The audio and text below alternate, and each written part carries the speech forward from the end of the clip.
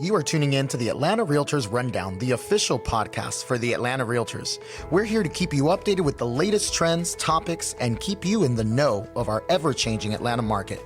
We hope you enjoy this episode. Well, welcome back to the Atlanta Realtors Rundown. I'm your host, Matt LaMarche, also your 2024 podcast chair this year. I'm really excited about this year's content that we're creating, but also if you have not yet subscribed to this podcast, please do us a favor, leave us a review, make sure you hit that subscribe button because you don't want to miss a single episode of the Realtor Rundown here with the Atlanta Realtors Association. And today I'm really excited. This is the first episode of the year, really, that we get to kind of kick off the new year and kind of get your vision of what next year is going to look like.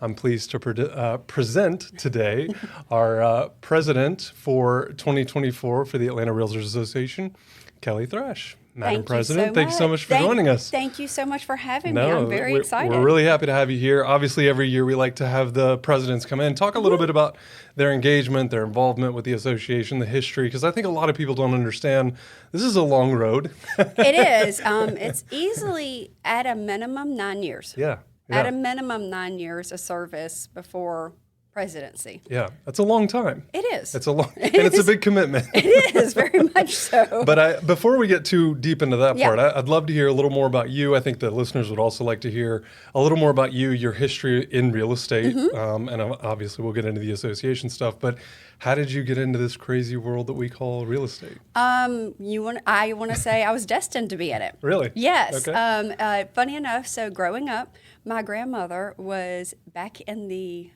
late 70s, early 80s, was one of the first women broker owners of a Century 21 agency. Wow, very good. So I watched her put on her goldenrod polyester jacket, and then they kept that in the car, and I don't care what they were wearing. They put that jacket on, and I would go with her. I mean, I watched her in South Alabama, based out of Foley, Gulf Shores area.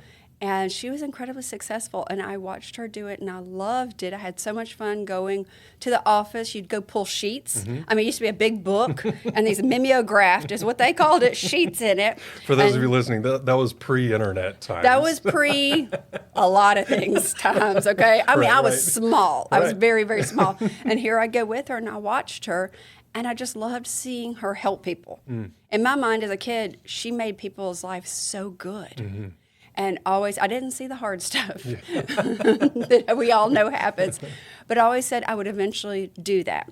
So after college, I was in sales, always been in sales. That's just kind of been my niche. Love it. And I was actually had my own consulting firm, and I was working on a contract with a company, and I had to be exclusive because one of their clients was Microsoft. Okay. It was not what I wanted to do. It was in an industry that I had no love or desire for, but I was setting up like their training programs, helping them hire salespeople, but I didn't have a passion. It was a wonderful company, but time came up, ending, they wanted to renew my contract. I just was not feeling it. And then they started the song and dance. If you've ever been in the corporate world, we all know the song and dance of how much they appreciate me, how much they love me, how much more they want me to do, but how much less they want me to pay. Right. But I'm not, and then when they kept saying, the CEO looking at me, telling me, I just wasn't understanding what they were offering me. And I'm like, actually, I do completely understand, and thank you so much. And I just wrapped up this project, so this is a perfect time. And so then they started the whole, well, you understand what you're saying. I mean, we're going to have to escort you out of here and all this. And I said, okay. So here I go walking out of there, and everyone's looking around like, what the world? I got in my car, drove down the road, and then it hit me of, what did I just do? Pulled in a parking lot. I'm not going to lie, I cried for about 3 minutes and said, nope, this is not it. You know what? I'm going to real estate school. So right then and there, on my phone, I pulled up and signed up for online school through Georgia Institute of Real Estate, or the name of our old school, okay? So I'm going to do it online. And I signed right up. So I drive home, and my ex-husband, I walk in, and I said, guess what I'm doing? And he was like, what? And he goes, oh, you finally decided to do it. He was a custom home builder. And he said, oh, you finally decided to do it. Are you just going to do it around job? And I said, well, and guess what on that too? So I made it through in about 2 weeks. Wow. I just treated it like a job, got through it, slammed through it, came in, took my test, took my prep course, and within 3.5 weeks, I was licensed. Nice. Yeah. And when did that settle in? Because obviously the leaving, something what appears secure. Yes. It didn't really settle in because I plowed through it. Like, it didn't hit me until I started trying to figure out, like, okay, now I've got this license, nice little piece of paper in my hand, woohoo! Yeah.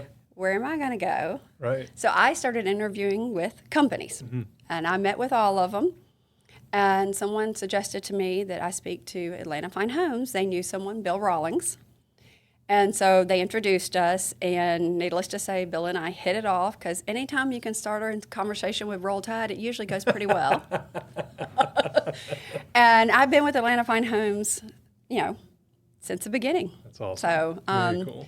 I just jumped in with both feet and haven't looked back. Well, you're kind of unique in that respect too, because I obviously we talk to a lot of different realtors on the podcast here and hear a lot of different backgrounds, and very few people came from corporate. Like there were some small business owners. Certainly there are folks that came from Fortune 500 companies, which we have a ton of here in Atlanta. So it's only natural. But I think a lot of people look at real estate as an opportunity, as a way for them to kind of either start a new chapter or end a different one. And but you and I are very similar, because I kind of started that. I started a business, failed pretty miserably, went into corporate America and was like, I obviously got to polish up on some skills and sales and marketing stuff. And then like you, got to a point where I was like, I'm not fulfilled. I'm not enjoying it, and came back into entrepreneur land. So, and I love it because we control. Yeah.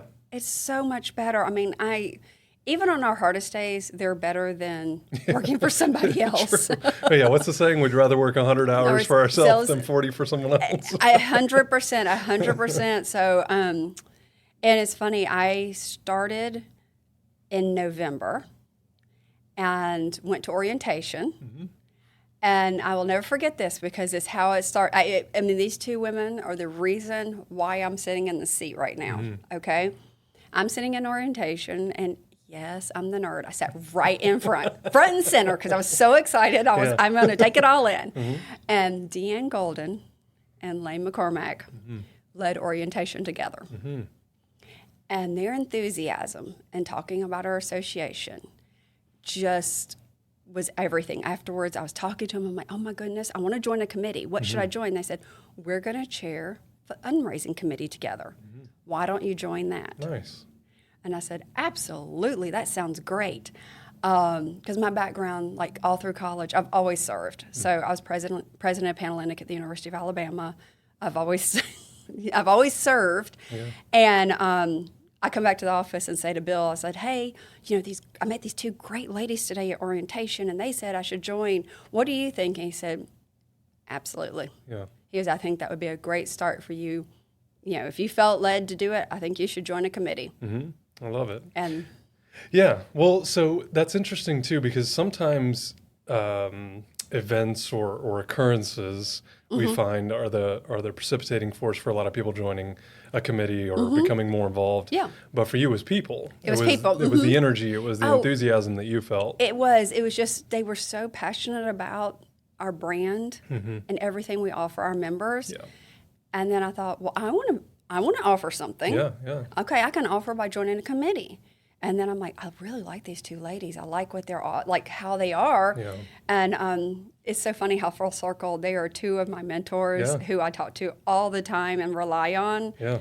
All started from orientation. I love it. Well, and again, we don't, everyone goes through orientation. For those consumers out there that are listening to this, as soon as you become a realtor, the first thing that you do when you join an office and become licensed is you come to your association's orientation. And that's where not only do you get to learn more about the business and make some great connections and stuff, but you do learn more about your association, the value that it offers, not just to you, but to your clients as well, which I think is huge, and not enough of us talk about that. But I'm sure we'll get into that eventually. Yeah. But talk to us a little bit. This is the perfect segue into your association. So you joined the fundraising committee. I joined the fundraising here we committee. are 9-10 years later. What all have you done? What services? I mean, I love that you mentioned service, because I think so many people come into it with the wrong impression of, well, I'm going to do this to further my career. And certainly that is one potential outcome. 100%. Yeah. It does it, but it does it naturally. Right.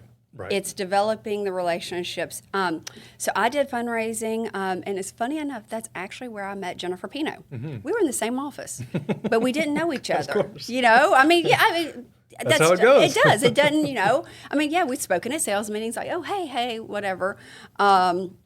We served together, and so we did the event, and we had so much fun together doing it, okay? And I will never forget this. We left the wrap-up meeting, okay? We were walking out from the wrap-up meeting because, after when we have an event, we always have a wrap-up meeting following within the next few weeks. Mm-hmm. And Lane stops Jennifer and I, and Deanne walks up, and they're like, have you thought of chairing anything? And we both look at each other and we're like, oh, are they talking to us? And I'm thinking to myself, don't ever be the last person to walk out of a room ever again. That's a good way to volunteer. I was like, oh. And so Lane looks at Jennifer. She said, would you chair? And Jennifer goes, I will only chair if Kelly co-chairs it with me. Nice. And I'm like, okay. And I'm like, I'm like whispering to her going, what are we doing? Mm-hmm. And she's like, we'll figure it out. I'm like, okay. And that was how. And then they're like, oh, by the way, you need to join leadership development is what we used to call our emerging leaders program. And we're like, okay. And they're like, the applications are due really quickly. Okay, get it to us. And so we are class of 2014. I'm sure you've heard. We talk about it all the time. I'm a little sad because I think I'm the last one from our class. But we have had 5 presidents in a row. Yeah. So that should also give people an idea of the timeline. Yeah. That 5 of us in a row were in 2014, and I'm the last one now. So it's a big commitment. It is. And so from there, I loved that one, and actually stayed on and chaired it for a few years. Back then, we would do that. And then one year I was trying to get off, and I basically told I couldn't leave. Nice. And then I chaired trade show. Mm-hmm. I was asked to do that, which I know you've done also. Yeah. So you've done trade shows. So I chaired trade show. And then I was always a member of the Governmental Affairs Committee. And so I was so excited when I was tapped to be able to vice chair governmental affairs. Mm-hmm. That is where my heart really is, and is so important in our association, because that's how we can directly affect everything. Mm-hmm. It's for private property rights and home ownership. It's how we can help our clients and the consumer be protected, and their largest asset be protected. Yep. So I fell right on into that and became a major investor immediately. President's Circle immediately. All I had to have it was explained. Mm-hmm. And Maura Neal is the one who explained President's Circle to me. And as soon as she said it, I'm like, oh, great, what do I do? Yeah. And so that's honestly been my favorite. And from there, I was tapped to be vice president. And so I did 2. Oh, wow. Okay. I can't remember how many vice presidencies I did. That's kind of embarrassing. I should know that. Really? I think I was only vice president twice before I became president-elect. Yeah. But I think your involvement, not just at the committee level, but also as a vice president, because you get to attend a ton of board meetings over the course of 9 years. Yes, you do. And you get to see how things work and the structure of things, but also what makes a valuable committee member, what makes a valuable chair, vice chair, so on and so forth. And we always talk about replacing ourselves and succession planning 100%. And stuff like that. But starting off, you probably had no idea that 9 years later, obviously you'd be sitting in this seat. I didn't. If you had asked, I was loving what I was doing serving, but it's not like I had on a vision board goal to be president. So even with my first vice presidency, I was like, oh, this is cool. Okay, I'll learn more. But I still didn't have that, this is what I want to do. Sure. Like, I see this. And after my first year, which my first vice presidency was the pandemic year. Yeah. Perfect. Yeah. Like, I mean, everything goes virtual. That's right. And I'm like, wow, okay, this is interesting. But I loved it. And did my second vice presidency, and I'm like, wow, okay. The more I learned about our association, serving our members, the more getting involved, and I had been involved at GAR also. Pretty much, I became a director at GAR in 2014. So I've been a director there, and now I'm on committees there too. Yeah. The more involved I got, and then actually at the NAR level also, that I'm like, I do want to be president. Yeah. There's so much out there. There's so many things we can do as an association for our members. We just need to continue to grow. I mean, what we have accomplished, even just since me being involved since 2012, we're leaps and bounds. Yeah. Well, and it's a different association now, too. I mean, when you just look at the numbers, much less the number of committees, the new committees in the last couple of years, I mean, I feel like we've done a really good job the longer I'm around and looking at how we're fulfilling the need of not just the members, but also, again, the members' clients, the community as a whole, right? Because not only do we talk about local elections and finding, realtor-friendly candidates and so on, people that are going to protect private property rights, but also that are going to look out for their communities when it comes to zoning and development and redevelopment. And that's really, I think, one of the things that a lot of clients and customers don't even see is that we have a bigger impact. It's not just buying a home or selling a home or helping people invest in real estate. There's a lot that we do as association members. 100%. And that is what's so important about we need to get that word out. And that's actually part of this year. I really want to get the word out of how much we love our clients. We love our industry. Yeah. And right now, we need more love. And everyone laughs when I keep saying the word love. Like, even in my installation speech, everyone's like, is she talking romantic love? No, I'm talking mutual respect. Right. Supporting others, really listening. That's what we need. Yeah. And with that, it's just going to continue to grow further and further. It starts here at the association level, starts with our leadership, and then it just flows out. And it flows to the consumer. Because a lot of people are scared right now. Yeah. I mean, that's all there is to it. I mean, there's things happening, and a lot of people are scared, and we need to show everything we do and how we do truly care. Yep. How many volunteer hours Seriously. our members give Yeah. is astounding. It is. It sure Every is. single one of us is involved in their community, truly involved in their community. Yep. They're there to serve. I mean, our whole job is service. Yep, it's true. It's not pushing papers. Right. Well, and I think a lot of people come into the association, they want to get involved, and they don't understand that it is a time commitment. There is resources and things that we do have here in terms of the staff and the systems and processes and playbooks and everything else. But they always, at least from what I've heard, they're trying to find the best place to get involved. And I always say a committee. Like, look at the list of committees and find something that you're personally passionate 100%. about. Right? What appeals to you? Yeah, absolutely. What appeals to you? I mean, for me, the fundraising portion, back when we used to call it I don't know if you know, like it was FUN highlighted, raising. I loved that. I loved being able to give back. That time we went to the Educational Foundation, but I loved doing that. It was fun to get people excited, get people together, break bread, because the more you can relate on a personal level with someone, other agents, it just helps down the road. And that's what I think we have in an association to offer. Come in our doors. Right. Come to one event.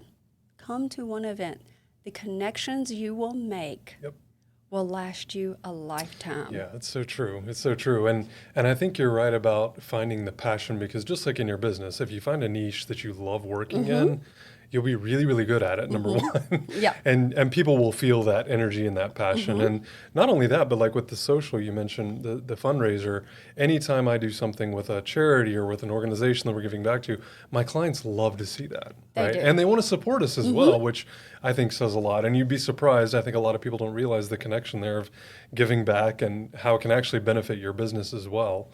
And we could probably go down we could probably do a whole entire episode on this. Well, so you kind of started there a little bit with love, but talk to us a little more about your vision, about what you'd love to see over the next 12 months here, not just as an association, but you as a leader, our organization, kind of the direction that you'd like to see things go in. What I would like to be, or what I'd like to see is our organization and how I want to see everything evolve, is I want there to be coming together. Okay, I want there to be healing, because I think over the years everyone's hearing the ugly. Okay, media loves to sensationalize everything Of course. and divide. Yeah. I want us to be here as an association that everyone can come here for information and learn how to grow their business better. I'm not talking about what needs to be done on the other side of what's all happening out there. Right. I'm talking about coming here to learn, to grow, to come together and be better, to better serve our members. And as here I'm tapping away. So sorry. And that's what I want us to be. And I really want our volunteer members to feel they are important, because they are. Yeah. Also including our staff. Look at this. We have the most amazing staff. I'd actually say in the country, because I've met a lot of staff from all over with doing stuff with things with ARA. I'd put our staff up against anybody. Our staff is amazing. And what I want to see from that, because I feel like if everyone feels supported and have a place they can come here for knowledge, this is the time you hunker down, okay? You better yourself by more education. You better yourself by getting to know others, okay? We all have to collectively come together and show we're really strong and what all we really truly do. I mean, we've already hit on that a couple times. When I say this, I like to make jokes, so you have to please give me grace on this. But I think looking into this next year, it's going to be a little bit of a roller coaster. There's things out of our control. Okay? Interest rates are out of our control. But I want to say, if you watch right now, we've had a little nudge down. It's back. I personally can say, because I still sell, okay? I'm still in the field and I still sell. And I was walking in the door managing things, okay? A lot of activity. So when I say that, roller coasters aren't always bad, Right. okay? But the thing is, you have to strap in. For sure. The most important thing. And I feel like that's how the association is, meaning we are that strap for you. We'll hold you safe. We're here for you. So, going up is always thrilling and exciting. Coming down, instead of getting scared, we just all need to throw their hands up and say, wee! Okay? Really enjoy. That's what makes this job so amazing. It's not the same every day. It's not the same every hour. Well, it's been almost 4 years here now since the pandemic started. And, there's been a lot of change, not just to the industry, but certainly to the market. You mentioned interest rates all over the place, anywhere from the 2s to the 7s, which historically are low. But I try to remind other agents that I network with around the city that you're the product. And like you said, the training, the schools, the new courses, like getting outside of your comfort zone a little bit. When you're the product, you have to be constantly improving, right? Apple devices come out every year and somehow they're better every single week. They find a way, right? They do. But when you're the product, you've got to become better. You've got to become, more of a market expert. You've got to study the numbers and the data and figure out what is actually happening and I love to network with other agents because I feel like I get not just a different perspective on what their clients are seeing, and if they work a different part of town, I get a little more rumblings about what's happening over there, and that may be an opportunity zone for one of my clients or something. So I think that piece can't really be understated, and I'm glad that you mentioned that, because I think that, to your point, kind of reevaluating what the priorities are, right? Understanding that no matter the market, no matter interest rates, there are always going to be exterior forces on our business. 100%. The only thing you can control is yourself. Correct. So you have to control yourself. However it is, if you feel yourself going a little down, take 10 minutes and do a gratitude. It's really hard to keep a bad attitude when you're grateful. And you can even be grateful just for your cup of coffee in the morning. It can be so small, but it does totally change how you go about your day or a moment, and don't be reactive. Yeah. Stop and think, even though you're like, why? I mean, we all have the voices in our head, all of us, when it happens. But the thing is, here you can learn the tools and you can develop the relationships. Yeah. The relationships are the most key thing. My closest friends now are in real estate. And they're with all different companies. Yeah. They're with all different companies. And it's amazing because I can give referrals to all over the city. I'm not an expert everywhere. Right. Nor do I want to be or need to be. Right. There's That would something be about that in the exhausting. ethics, I think. So, Yes, yeah, that'd be a little exhausting. But you can come here and get all of that. So take this time, instead of focusing on what you don't have, focus on what you can gain to move yourself ahead. For sure. And I'm glad you mentioned that second part, because entrepreneurship, real estate can be lonely. And starting with gratitude is amazing. But I think part B of that is the people that you're around, the other agents that you surround yourself, going on caravans, going to open houses, like just getting different perspectives, and also surrounding yourself with people that are like you, that want to do better, that are constantly improving, is also, to me, the second biggest piece of the success that we see with most of the agents involved in our association, the people that they're around. Well, I will say, I mean, you know the saying, your tribe is your vibe. That's right. And it really is. Yeah. You have to surround yourself. And with that, I mean, it just helps you grow so much. But here's another thing. Take a look around. You know, when you're like, wow, I really have nothing to do. Don't sit there and twiddle your thumbs. Yes, you're going to educate yourself. Look at people you know or someone you admire, an agent who is killing it, okay? Look at them. Reach out. Offer to take them to coffee. The worst thing you can do is get jealous and try to tear down. Right. That does nothing for you. But take a moment. Some of the biggest top producers in this city are the most gracious human beings. Actually, all of them are, now that I say that. I should say that. They'll give you time. Sit down and just ask them, hey, how do you do it? Yeah. Now, it might not be exactly what you can do. Some of them are not human and get up at 4 a.m. and have accomplished more before 8 a.m. than I've ever thought about in a whole entire day. But learn what they do and take it and be grateful. Because guess what? When you take the time to do that, they're also going to remember you. They're going to remember you. And you know what? They might not have time to do something. Yeah. And they'll call on you. So that's Never know. another way to grow. And you are going to be around people who are actively involved in the association. They are our top producers. Yep. For sure. And they're very successful. Well, and success leaves clues too, right? So they may have success that you could never have, or in a way that you may never have it, but the regimen, the discipline, I think there's a lot to learn there, and you're exactly right. I love that you mentioned that. And I think everything you've said has been my experience with most of the top producers that I started out talking to, right? When I first got into real estate, they were very welcoming. They were willing to share and collaborate and stuff. And now that I'm doing deals with some of those agents, I know. it's like, thank goodness they see my name on that contract and they know exactly who they're talking to. You know, it does go a long way. But well, kind of pivoting. Okay. For our association members, for the people, I mean, there's 13,000.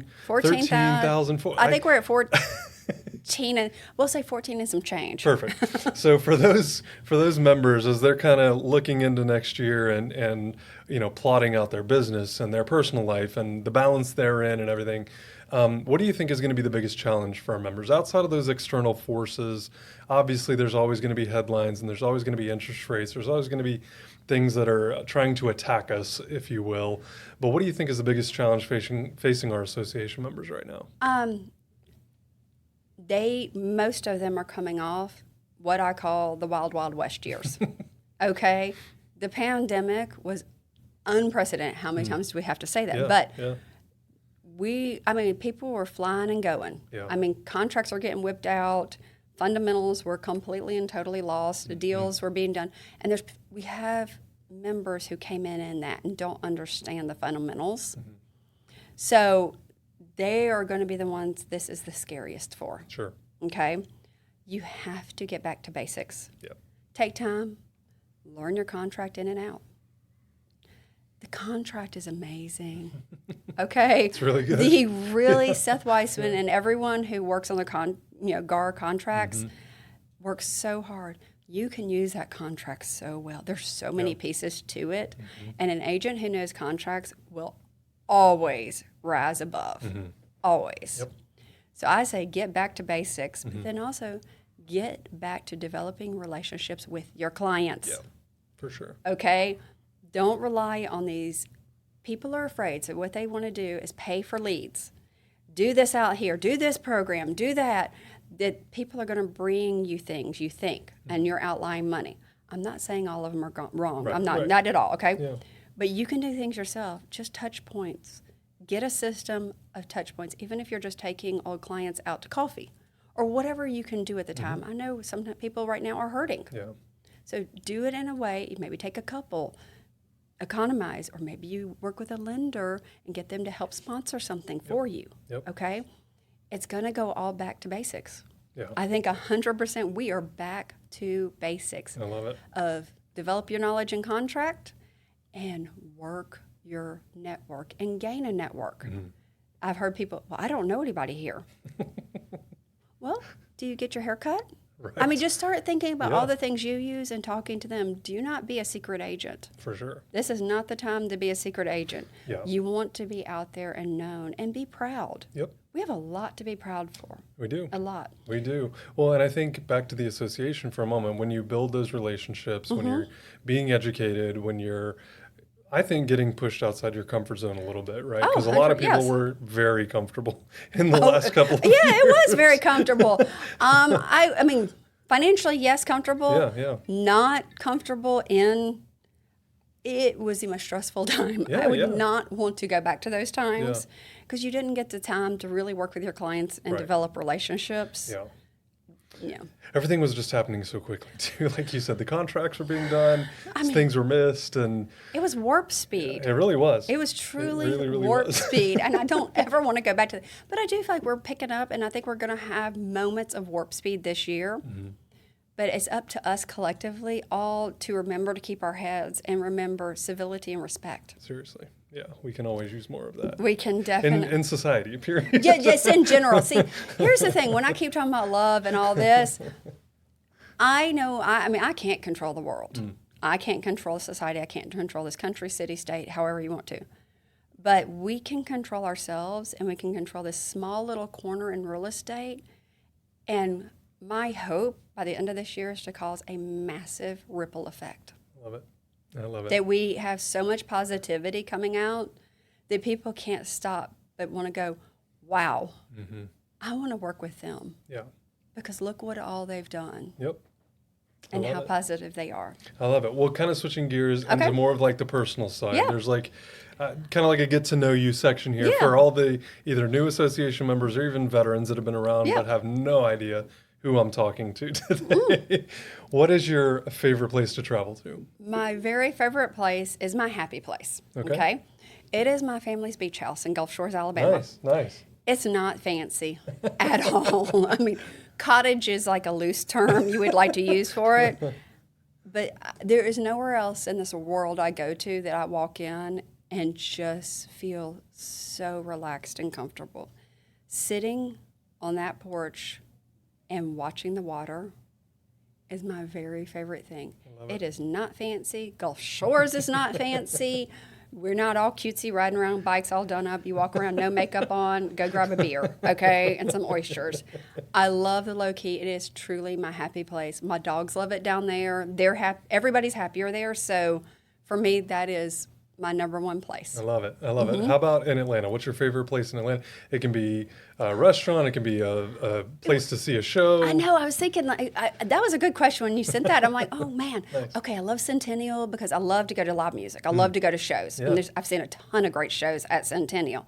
Tons of game days before games. Yep. Okay, but then I'm like, and I did something yesterday, and I will use this in my favorite place seasonally. Okay, perfect. Was something I did yesterday, which was went to the Santa Tea at the St. Regis. Oh, nice. Okay. A group of girls and I have done that for 5 years now, I think. Yes, we are there with all the kids, and yes, we get our picture made with Santa. But the spirit and joy that's happening is so much. I mean, you can't walk out of there without being grinning ear to ear. Yeah. And you know the holiday's here. Absolutely. Like, I mean, everywhere and anywhere you turn. it is, but it just really, it's fun. And it's so much fun to listen to the kids talk to Santa and say what they want, and they're excited. Yeah. I'm a little disappointed yesterday. I didn't get a balloon animal. The elf I don't know why he avoided our table, but he did. And we didn't get any balloon animals. But, all right, Santa, take notes for next year, maybe. Well, what is your favorite restaurant in Atlanta? Okay, that's a really...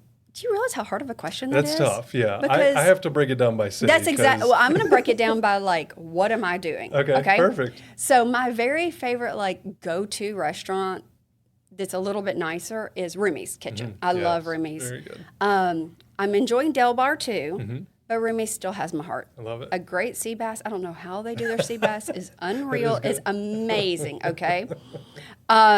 Then... oh my gosh, is so super special. You've really saved up because it is very expensive, is Atlas. I love it.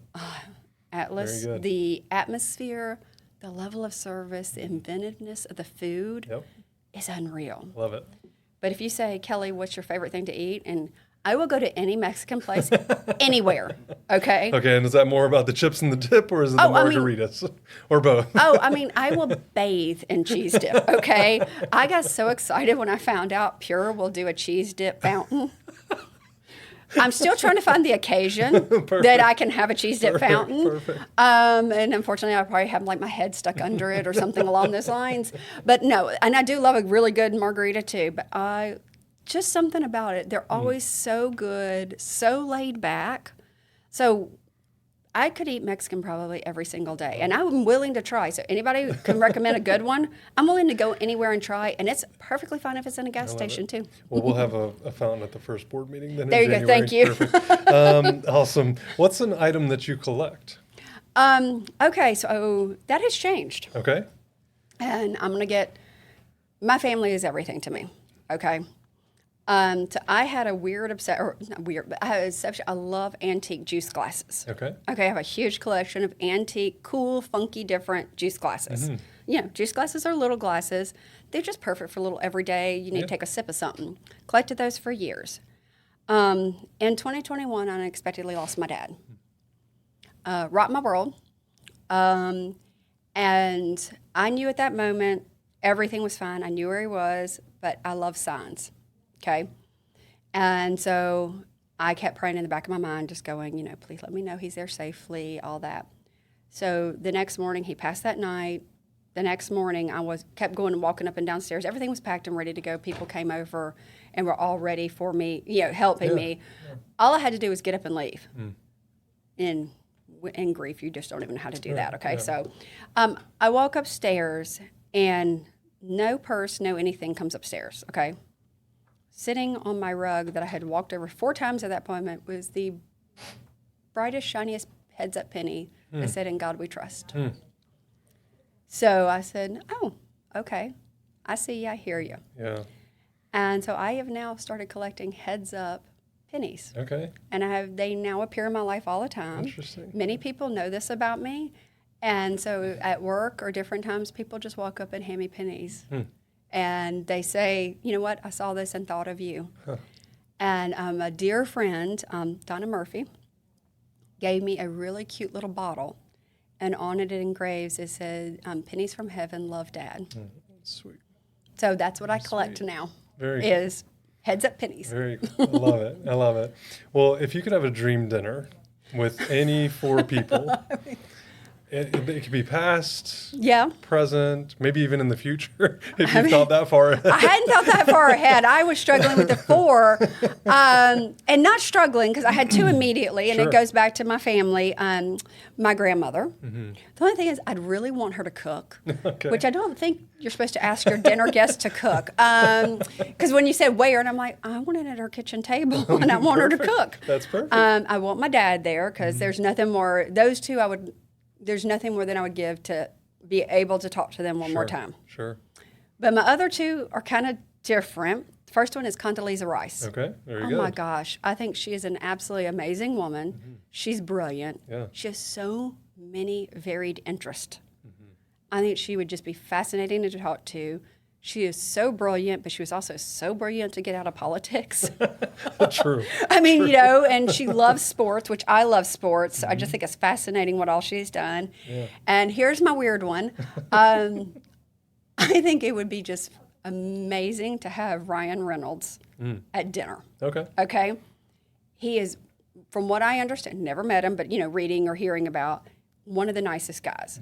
Serves others, does so much for others, but has the most wickedly sharp sense of humor. He would keep you going, and he's an incredible businessman. Okay? Now, do I think every movie he's ever done is awesome? No. Did anybody see The Green Lantern? The worst movie ever. But, you know, I think Deadpool is pretty spot on personally. So he would be like the entertainment. He would be more or the less. entertainment, but he would be so much fun to talk to. Yeah, I think yeah. he could add something. Absolutely. So I was just trying to think of rounding out the guests in Yeah, a way that yeah. they could all. Yeah, well, it's tough too, right? Because with people from the past, from your past, Yeah. bringing them up to speed, like it's a 5-hour, 10-hour dinner. That is. It's not I mean, a 1 or oh, 2 yeah. hour sit No, down. it is not. And then every person that you add more time because You that do. adds new Yep. dynamics. So I love it. Well, so kind of wrapping up here. Yeah. Two questions. The first is, what do you do to balance the work life of real estate? Because we all know that boundaries are our responsibility, and trying to set the boundaries, especially if you have a family. If it's just you, the single person, go out there and hustle and Yeah. do it all, right? And have your own, work-life balance. But especially for those of us with families, with kids, even maybe with some aging parents, how do you balance real estate, the association, your family life, all of it together? Well, I'm going to say something that might be a little controversial. I think the actual saying there's actually balance is a myth. I really don't believe you can balance. You have to make conscious choices of what's important to you at that moment and be okay with that. Okay? Sure. You have to be okay that sometimes, you know what, your family's going to need you, and that's okay. Yep. Family comes before everything. Yeah. Okay, I'm going to tell you right now, family comes before everything. If you don't spend time with your family, however it is, if it's, for myself as my mom, aging mom out of state, we talk multiple times a day, every morning, every night, just to check in. She needs me, I'm there. Yeah. I can hand off. You just have to categorize and prioritize and be okay that it's not going to be the same all the time. So, this past year, ARA was very important to me. And I lost a little sight on my own personal business. Now I'm a little scrambling, not going to lie, Yeah, okay? yeah. But you also have to plan for that. So you build up a nest egg that you can take away to give to things, because ARA is service. So you have a nest egg so you can spend your time on service. I made a conscious decision to focus on that. But then the family is always there when they need me. And for me, I also have family, which are friends that are family, okay? That means so much to me, and they're a part of that. So I do intentionally make sure I always have time with them, meaning I have dinners once a month with each one of my friend groups. Some of them I have every week. We get together, typically actually for Mexican, strangely enough. Just a touch base, sometimes just for lunch or dinner. You need to have that support around you, because you're not going to be able to perform at your top level without love and support around you. Yeah. So I say give yourself permission to prioritize different things at different times and just kind of flow through it. Yeah. Well, that's kind of how life is, right? There's different seasons. You have kids, they're young, Always. they require, they're Yeah. sick, they're this, they're that, and then they move into middle school and high school and they don't need you quite as much anymore. And so I love that. And I think you're right. And I think one of my favorite authors has said, if you built a great business but you lost your family, you didn't build a great business, right? Truly. So don't get so caught up on being the best you can be at business. Be the best person you can be. Yeah. That's the important thing. I love it. I love it. The last question, if you had to give our current members or even future members that are going to listen to this, Yes. 5 years from now, 10 years Yeah. from now, any advice as far as real estate or the association goes, Because like I said earlier, a lot of people ask questions about, well, how do I get involved? And how do I do this? And how do I do that? And I would love to be president someday. Like, what does that kind of look like? But also, where's the best place for them to start? And then in the real estate business itself, just any general advice you'd give them. Kind of some of the things I've already been saying. First thing is walk in our building. Walk in our association building. Yep. You can't get involved until you walk in the doors. It helps to come. Yeah, it does help to come. I mean, I have people I so want to do, but you have to walk in the door. I always say, if you're not ready to jump on a committee yet, come to an event. Yeah. Come to an education. Start small, however it looks for you. What interests you? Does a chili cook-off interest you? Because that's probably the best time we have all year long. It is a good time. I mean, it really is. So walk in the doors, okay? That's your first step. First step to anything. You're not going to go anywhere. The association is not going to serve you, and you're not going to serve the association if you don't step in the doors. Okay? So that's my first thing. Got it. Okay? That's how you get involved in the association. Step in the doors. Attend something. Yep. Now, when I say that, the next step you have to take while you're attending, talk to people. Don't just stand in a corner by yourself. I mean, yes, we're a great group, and we probably will come talk to you, but approach people. Sure. Talk to people. General, in real estate, know your business. Take time to educate yourself. But I'm going to say, you know what? Find your tribe. Find your people. They don't have to be within your company. Yes, we all love to achieve. Yes, most of us are type A personalities in this industry. Typically, yep. But we're not competitors. There is enough out there for everyone. There sure is. So find the people that challenge you. I love it. Okay? Iron sharpens iron. Find the people who challenge you and surround yourself with them and grow together. Yeah. That's what I say. Well, Madam President, thank you so much for taking the time today to sit down Thank you with very us much. on the podcast. And thank you all for joining us as well I on YouTube, on the podcast, wherever you're watching or listening. We really appreciate it.